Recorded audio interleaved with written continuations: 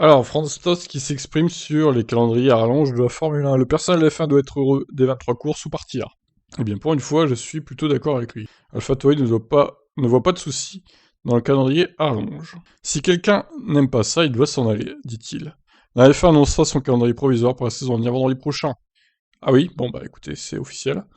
Et elle devrait comporter un nombre record de 23 courses. Ce nombre était déjà prévu pour cette saison, mais seulement 22 seront dispo, ce qui reste un exploit. Cela va mettre une pression sur les équipes et le calendrier devrait inclure 3 triplés de Grand Prix en conséquence. Nous savons que nous avons 23 courses, c'est fantastique du bon travail de la part de la F1. Je l'attends avec impatience ce calendrier. En ce qui concerne le staff sur le circuit, tout d'abord, nous sommes une équipe de course.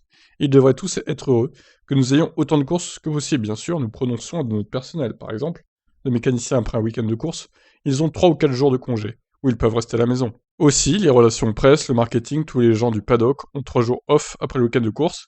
Pour les ingénieurs, c'est un peu plus difficile, mais autrefois, ils devaient partir après un week-end de course en essai, donc ils devaient aussi travailler. Donc nous devrions tous être heureux d'être en F1, d'avoir 23 courses, si quelqu'un n'aime pas ça, il doit s'en aller.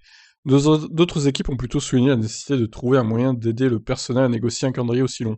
Le directeur de l'équipe Odmar Software, Aston Martin donc, a déclaré que son équipe avait commencé à faire tourner le personnel et essayer de rendre les voyages aussi confortables que possible. Nous examinons cela depuis un certain temps, sachant que cela allait arriver, je suis d'accord avec Franz, c'est bien que nous ayons 23 pays ou 23 courses qui veulent que nous venions courir et présenter la F1. Cependant, nous devons être attentifs à toutes les personnes qui voyagent, les mécanos, les ingés, et nous avons mis en place des opérations à la fois en usine et sur la piste pour rendre les voyages aussi confortables que possible pour eux, y compris parfois la rotation des personnes et d'autres changements organisationnels à l'usine. Oui, nous nous occupons de nos personnels, y compris de tout problème de santé mentale, mais nous avons également un médecin itinérant avec nous. Nous nous occupons d'eux du mieux que nous pouvons. Enfin, pour le directeur sportif de Ferrari, Laurent Mekies, nous construisons, saison après saison, un programme pour l'équipe de course afin de rester dans les meilleures conditions possibles. Et vous y allez élément après élément. Vous commencez donc par les aspects physiques, puis vous passez à l'aspect nutrition, puis nous examinons également les aspects mentaux pour nous assurer que les gens ont un bon équilibre et restent en bonne forme et en bonne santé.